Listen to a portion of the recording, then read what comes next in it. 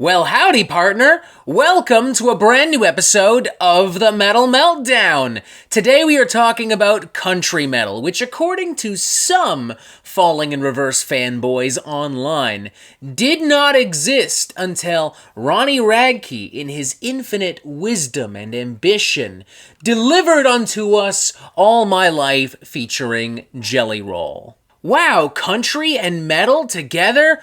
Ronnie Radke is so ambitious, so innovative. Nobody has ever once thought to bring country and metal together, or for that matter, country and any kind of rock together. This is a totally brand new phenomenon. Now look, I will concede that in the modern mainstream rock and metal and alternative music scene, there aren't a ton of bands bringing country influence of any kind whatsoever into their sound. That's a fair argument to make.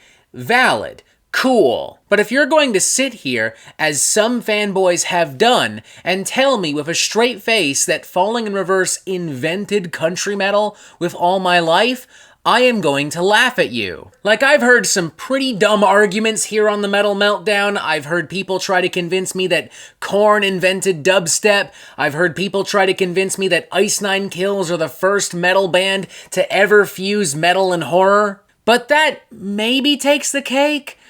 I don't know, the dubstep comment was pretty dumb. At bare minimum, it's one of the dumbest arguments I've heard so far this year. And to prove all of this, today I decided it would be a cool idea to talk specifically about some bands that have fused country music and metal music together into one. And to be clear, when I say country metal, I'm not talking about bands that have a bit of a southern edge to them, like Lamb of God or He Is Legend. Nor am I talking about bands who have adopted some kind of Wild West cowboy aesthetic and image, like Spirit World or Wayfarer. I am talking about bands that have fused some type of metal music, be it thrash metal, death metal, metalcore, or whatever else have you, with some type of country music, be it classic old school Johnny Cash, Willie Nelson style country, or maybe outlaw country, or bluegrass. And let's start off with a very big name to show you that I mean big business. Let's talk about Nickelback. Whoa, hold up, wait a minute. You're not seriously going to talk about Nickelback, are you? Really? Oh, that's so funny! Look at me, I'm the Metal Meltdown. I demand to be taken seriously. But here I am talking about country music and Nickelback. Come gather around, y'all. Everyone point and laugh at this pathetic pussy poser. Ha ha! Ha ha! Oh, that's too good! Ah ha ha ha ha ha! Woo! Oh man, okay. Oh man. You done there? Feeling good? Got that out of your system? Yeah, I guess for the moment I am. I really should be on my way. I got a real busy schedule. I gotta go yell at some children outside Hot Topic. Cool. Whether you like it or not, Nickelback are an extremely successful band.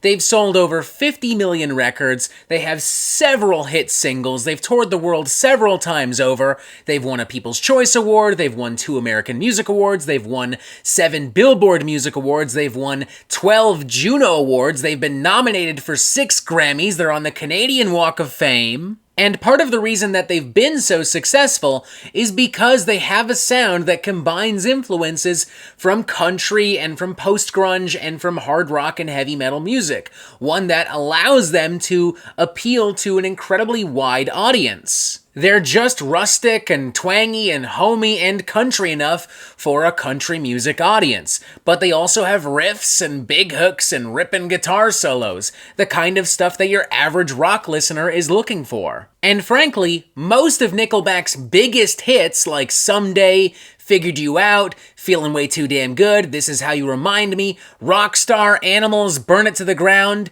they all simultaneously combine that rustic country twang and feel with metal edge and grit. They're not fully country and they're definitely not fully metal, but they definitely bring both together, and they've definitely been successful in part because of that. Now let's move on to possibly, or at least hopefully, a less divisive, polarizing, and controversial band, Volbeat, who I would describe as like a band from an alternate reality where Load and Reload era Metallica just fully embraces like rockabilly and country rock music. They pull a lot of influence from 1950s rock and roll and classic country and rockabilly music, and they combine that with a wide variety of other influences from punk, from classic heavy metal, groove metal, thrash metal. Tons of dirty grooves, fun, bouncy, rockabilly rhythms and passages, straightforward pop and country choruses,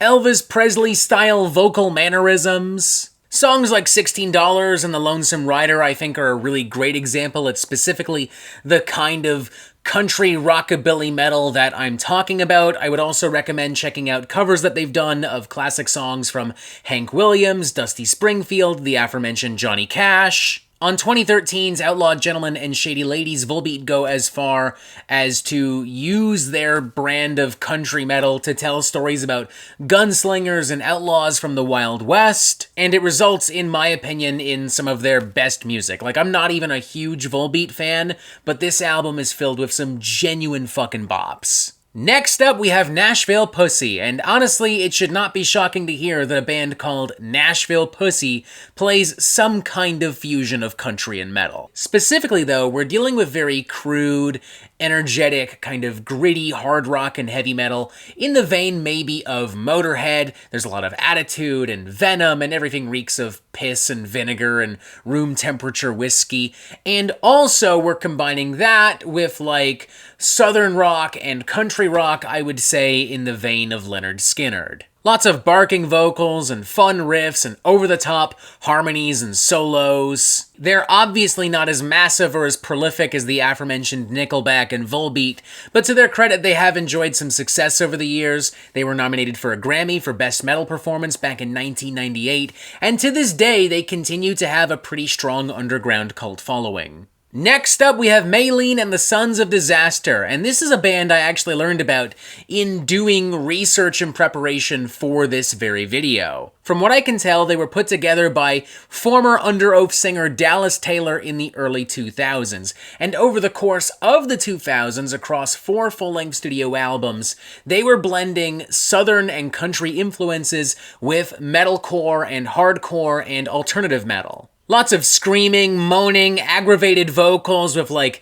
spirited guitar solos and country twang and rustic steel guitars. Their music is consistently really dark and moody and swampy and humid, and I'm really enjoying it. They actually just put out a new song last month called Thrush, and I'm loving its usage of like steel guitars and like these very slow burning, like sludgy grooves and downbeats.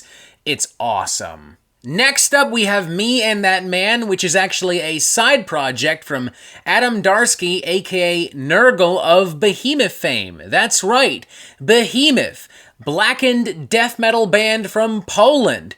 Their lead singer and guitarist and mastermind. He has his own kind of outlaw country dark rock side project. And honestly, I think it's really cool. I like how Nurgle is able to bring this really dark and morbid kind of imagery akin to what I would hear on a black or a death metal record into like outlaw country and this more gothic, dark kind of country. I love how rustic and atmospheric the music is. I love how he brings in a bunch of other like metal musicians to help him just craft this weirdly dark, immersive sonic universe. Like Niklas Karforth from Shining, Matt Heafy from Trivium, Corey Taylor from Slipknot and Stone Sour, Ishan from fucking Emperor. Next up, we have Texas Hippie Coalition, a self-proclaimed red dirt metal band suitable for backyard barbecues and barroom brawls alike. I feel like if Black Label Society ever went into a more hard rock, country rock kind of direction, this is maybe what they would sound like. Like, it's got those beefy, burly riffs, it's got southern fried harmonies and choruses for days, music about drinking beer and riding your motorcycle and being a badass, being a rebel, being a biker. Though the country influence may not be as immediately obvious as the metal influence, Texas Hippie Coalition have talked a lot about how outlaw country and classic country and southern rock has inspired and formed their sound. And this definitely does have the feel, despite that metal sheen, of like a big, crude, edgy kind of country rock kind of band. So, you know, whatever. This ain't personally my cup of tea. If I want some dumb, brainless, mindless, southern fried hard rock and heavy metal, I'm definitely going to Nashville Pussy instead. But hey, maybe that's a little too much for you. Maybe this just works just fine for you. No harm done. It's all good. Next up, we have the Native Howl, and they play something that they like to call thrashgrass, which is a combination of the speed, aggression, bombast, and intensity of thrash metal with the types of instruments and tones and harmonies and hooks that you would primarily hear in bluegrass country music. We're talking very hearty, soulful vocal hooks and harmonies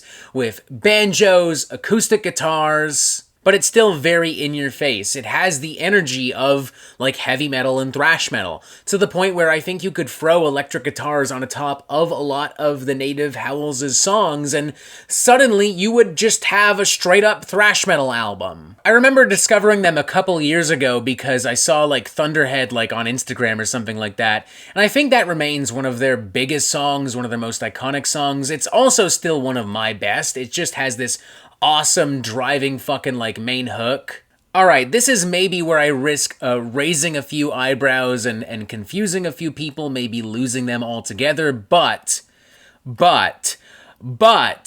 hear me out, but, Panopticon. I have made no secret of my love and admiration for Panopticon, and I acknowledge that calling them a country metal band, that doesn't feel right. That just, I admit it. They're in this video. I'm the one making this argument, and I admit it doesn't feel right. But I think we've established that bluegrass is a subgenre of country music. At bare minimum, it is a genre that is adjacent to country music. It has similar DNA, similar roots, similar feel, and bluegrass, as well as Appalachian folk, is a big influence on Panopticon's sound. Like, it's totally normal to have steel guitars and lap guitars and acoustic guitars and fiddles and banjos and all the such in these songs that also have, like, incredibly beautiful, melodic, atmospheric black metal. And also, I think Panopticon do a great job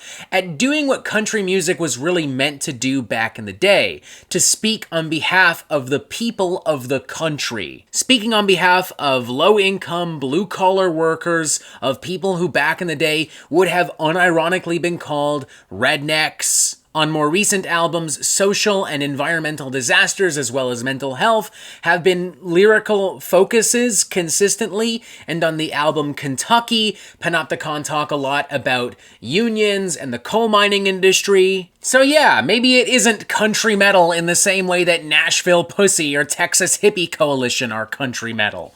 But it does have country, and it does definitely have metal, so do the math.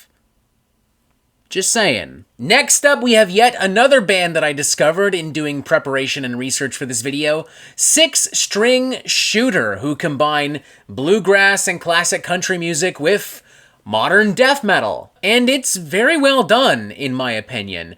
I think similar to something like Me and That Man, they do a great job at bringing like the morbidity and the brutality of extreme metal into like bluegrass music. And also similar to a band like Panopticon, they're able to combine like their extreme metal with the bluegrass and the country stuff, and it all feels organic and natural. Like, it doesn't bother me when halfway through this very muscular, pounding death metal number, we have strings and fiddles and banjos kind of like elevating everything, soaring atop like an eagle in the sky. Nor does it bother me when we have bluegrass country tinged intros and outros for a lot of these cuts. It's very well constructed, very well produced, and to be honest, maybe one of the most unique fusions of country and metal that we're talking about today. Six String Shooter also have a very, very, very small fan base. I didn't find much information about them, and what I did find shows me that they're a very unknown underground band. Which is why I'm highly recommending that everyone check out Six String Shooter.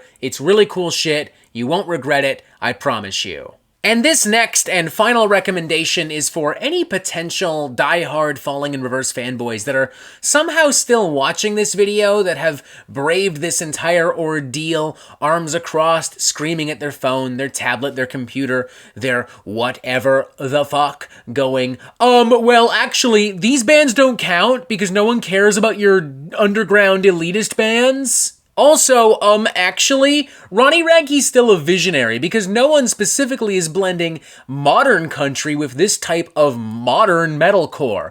Checkmate. To which I respond, first off, that's called moving the goalposts, and second, Lakeview. Lakeview. Lakeview. I'm not a huge fan of Lakeview. Straight up, not gonna lie to you. I'm not a huge fan of Lakeview, straight up, not gonna lie to you on that. I feel like they are a combination of the worst elements of like radio-friendly metalcore and radio-friendly country. It's very schmaltzy and sappy and overproduced and generic, and it just feels very disingenuous to me. But I concede, I'm not the prime demographic for Lakeview. The prime demographic for Lakeview is literally your average music listener. Someone who's not super invested in pop or metal or punk or country, just casually listens to whatever's out there and whatever's popular. That's who Lakeview is for. It's safe and harmless, and there are some decent melodies and beats and riffs here and there. Not my cup of tea, but hey, I'll shout them out regardless, and who knows, maybe people listening to Lakeview, maybe this becomes a gateway for getting into more country music or more metal music or just more music in general. That's a win in and of itself. And there you have it, 10 bands fusing country and metal together. Wow, but wait, there's more. It's time for some honorable mentions. These honorable mentions are specifically bands, projects, whatever have you, that only really existed for a very short period of time. Maybe there was only one album, you know, something like that. But I still want to shout them out because I think that they're very interesting examples of country metal. The first of these projects is a collaboration between outlaw country musician David Allan Coe and Rex Brown, Vinnie Paul, and Dimebag Darrell of Pantera fame. And the second of these projects is Jeff Walker und die Fluffers, which is the solo project of Jeff Walker of Carcass fame. Now, both of these projects only ever put out one album, those being Rebel Meets Rebel and Welcome to Carcass Country, respectively. But both of them show a fun, if perhaps occasionally clumsy, fusion of full-blown heavy metal and full-blown country music. Rebel Meets Rebel leans more into like a fusion of outlaw country and heavy metal and groove metal that feels very much like Pantera doing like a Lynyrd Skynyrd album,